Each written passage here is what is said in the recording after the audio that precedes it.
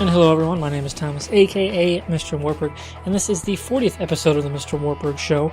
I'm sorry for this being a day or two late. I've had to record this now for the third time. I was going to say twice, but it's actually the third time I'm doing this. Had some audio issues and some rendering issues over the weekend and last night. So my second attempt also failed, much like my first did, though for different reasons. So I'm hoping the third one works out. Now, the focus of this video, to keep it brief, is that while football is back, my other big love and big passion in entertainment media that has a season is back, and that'd be TV. Of course, if you follow this MrWartburg show, you've probably seen my top 10 all-time TV shows list, and you have probably been in my streams where you've seen me yell at my chat about what TV shows they should watch. So I have a lot of stuff to say about TV, but mostly this one, I'm going to be keeping it brief and talking about what I'm actually excited that is coming back, or that I'm going to be able to start watching on a weekly basis. The first thing I'm excited for from ABC, speaking chronologically speaking here, the first thing to come back from ABC is Agents of S.H.I.E.L.D. going into its 4th season. It was a show I started late because season 1 just was kind of pretty blah until really picked up with some the Winter Soldier stuff that really propelled the show forward, and it really hit season 2 and 3. It just knocked them out of the park, went into a very more deep dive into some of the Marvel lore niches that I didn't think they'd go with, as deeply as they are, and they've got some interesting pieces on the board for season 4, most notably Ghost Rider, and Jason O'Mara is the new head of S.H.I.E.L.D., so you kind of got to wonder where they're taking S.H.I.E.L.D. as an organization in regards to the show and the Marvel Cinematic Universe as well. So I'm excited to see where that goes, not to mention Clark Gregg. Always awesome to see him do shit on TV, so no matter what role he's in, he's pretty awesome in everything.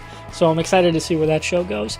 Sticking with Marvel, I'm obviously pumped for Luke Cage. I mean, their Marvel Netflix team-ups for 3 seasons, 2 Daredevil, 1 Jessica Jones, have been great so far. He was great in Jessica Jones, so I have extremely high hopes for that show, and the trailers have thus far been awesome, so I haven't seen anything that would even give me slight amount of pause. I have no qualms at all about it, literally, even just driving the hype train, because it looks like it's going to be awesome, and I cannot wait to binge through it in 2 days, because I'm going to do that. And on the other side of the comic book spectrum, we have DC, and they have a lot of shows on the air right now that I'm excited to watch and have been watching since their inception, except for one.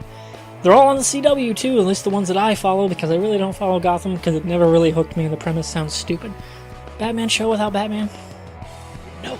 But I'm obviously excited to continue watching The Adventures of the Flash, Mr. Barry Allen, Arrow, Legends of Tomorrow, and to see how the quality adjusts between the CBS Supergirl and CW Supergirl. I'm actually more pumped for the CW Supergirl because CW has shown, the teams working on these shows, all the CW have shown a propensity to really knock the visual effects out of the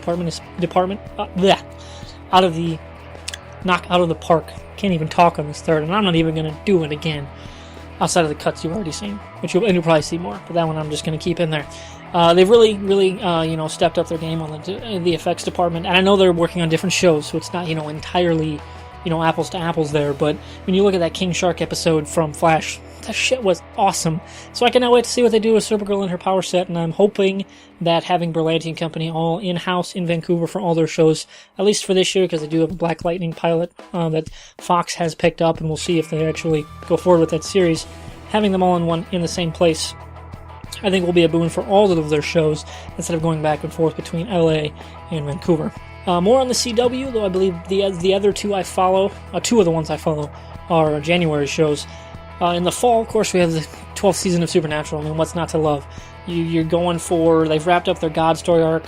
Chuck was predictably awesome, and they've shown even 11 seasons in that they can make really, really cool shit. I mean, look at the episode called Baby. It's all filmed from inside the car, and it's done in very cool and innovative ways. And they say they want to go through season 14 and get to the 300th episode as the finale for a final 13-episode 14th season. Which is pretty fucking cool. And still, you have 2 great leads, classic car, killing monsters, and blaring classic rock.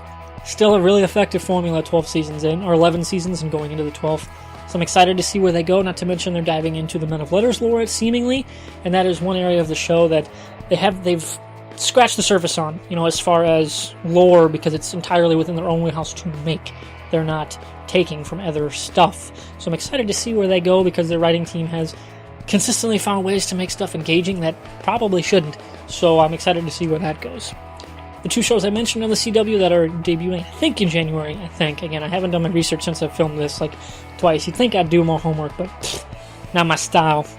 That would be iZombie and The 100, both of which are on Netflix, and they'll be getting the seasons 2 and season 3 of those shows, are the most current seasons on Netflix. And of course, you can watch the last 5 on like Hulu and the CW and whatever, but nobody does that. You want to binge it all, especially the 100. That is an extremely binge-worthy show. And I hear iZombie Season 2 is amazing, but I haven't even watched it.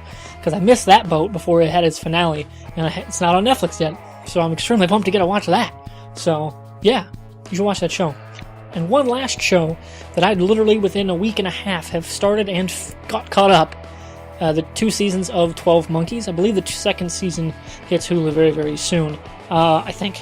Maybe it already has. I don't even remember how I watched the thing. Fucking great sci-fi time travel show. I believe Aaron Stanford is the lead. It's got a lot of Nikita alums, so of course it spoke to me on that front. Not to mention it has an amazing premise, and it's really well acted, and the twists don't feel gimmicky. Once you see the twist, everything just kind of ticks the dominoes from a writing perspective, and it works really, really well, and I'm super, super pumped to see where they go in Season 3. But that's my list of shows that I'm excited they're coming back this year, counting January 2017. Not counting Game of Thrones next year, because that's going to get its own topic if I'm continuing the show when that airs next summer. So if you like this video, if you like my content, if you got any shows that you think I should follow, let me know in the comments below. And of course, if you have any topics, shoot them to me on Twitter at MrWartburg. Like the video, subscribe, and I will see you next week.